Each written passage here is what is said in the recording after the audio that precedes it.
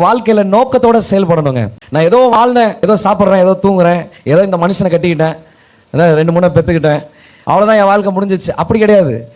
நான் வாழ்கிற வாழ்க்கை ஒரு நோக்கமுள்ள ஒரு வாழ்க்கை, ஒரு பர்பஸ்ஃபுல்லான ஒரு லைஃப்.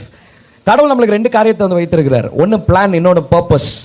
பிளான்ஸ், நான் இந்த இடத்துல பிறக்கணும், எனக்கு அப்பா அம்மாவா இவங்க இருக்கணும், இவங்களுக்கு பிள்ளையாக இருக்கணும், என் ஸ்கூலில் நான் வந்து ஸ்டூடெண்ட்டாக இருக்கணும், இந்த ஒர்க்கில் நான் எம்ப்ளாயாக இருக்கணும். இதெல்லாம் கடவுளோட பிளான்ஸ், இல்லை கர்த்தருடைய திட்டங்கள்.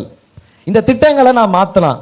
நான் படிக்காமலேயும் போகலாம், என் அப்பா அம்மாவை எதிர்த்து நான் வீட்டை விட்டு ஓடி போகலாம், நான் கெட்டின மனைவிக்கு துரோகம் பண்ணலாம், இல்லை பிள்ளைகள் வந்தாங்கன்னா அப்பா அம்மா கிட்ட சண்டை போட்டு என் சொத்தை எழுதி கூட வாங்கலாம். பிளான்ஸ் மாறலாம்.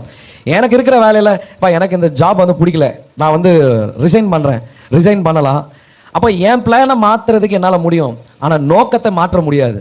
அந்த நோக்கம் என்னன்னா, இயேசு கிறிஸ்துவினுடைய அன்பை எல்லாருக்கும் சொல்கிறது.